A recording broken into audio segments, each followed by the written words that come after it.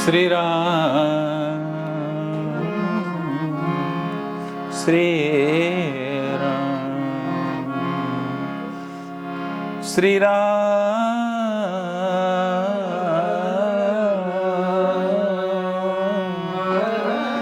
लोक मेरा।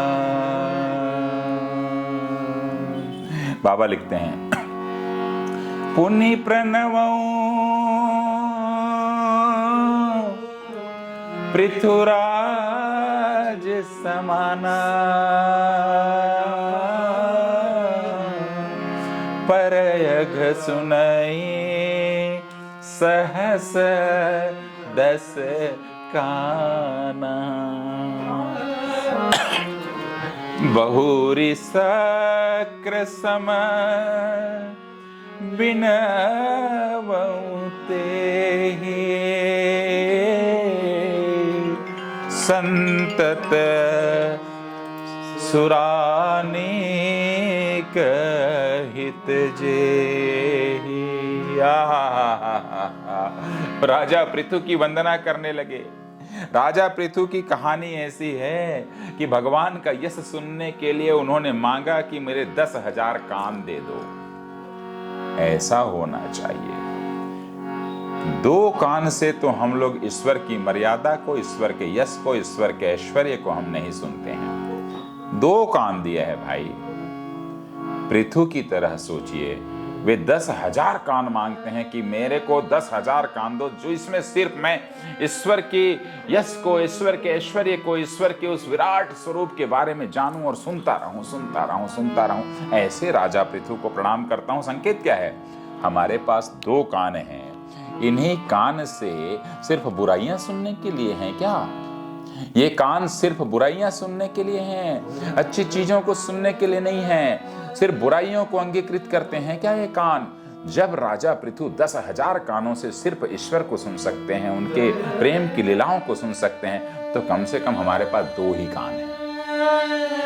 उसमें अच्छा सुने, अच्छा देखें, अच्छा करें। और 10,000 कान से दूसरे के पापों को भी तो वो सुन रहे थे, तब भी उन्हें कोई फर्क नहीं पड़ा। हम 2 कानों से किसी का पाप सुनते हैं और उस पाप में लग जाते हैं। 2 कानों से हम जब देखते हैं कि किस तरीके से व्यक्ति बहुत ही गलत ढंग से धन कमा रहा है, तो हम भी उसी ओर लग जाते हैं। किस तरीके से व्यक्ति वासना में उलझा हुआ है, किस तरीके से लोग आकर अपनी कहानियां बताते हैं कि हम यहाँ गए, वहां गए, इतना गया, आनंद प्राप्त हो गया।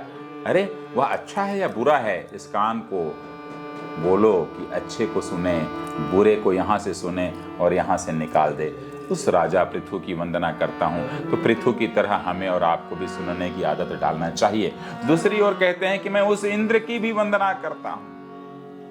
उस इंद्र को भी विनम्रता से मैं याद करता हूँ, प्रणाम करता हूँ, जो कि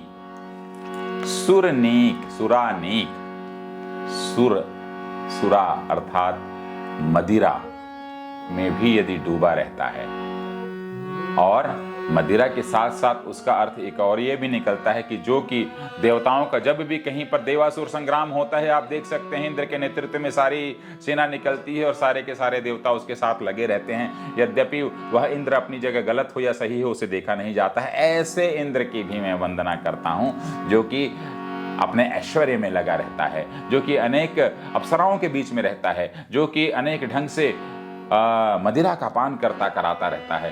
ऐसे इंद्र को भी मैं भज देता हूँ, ऐसे इंद्र की भी वंदना करता हूँ। पर साथियों, आप इंद्र मत बनिए, आप पृथु बनिए।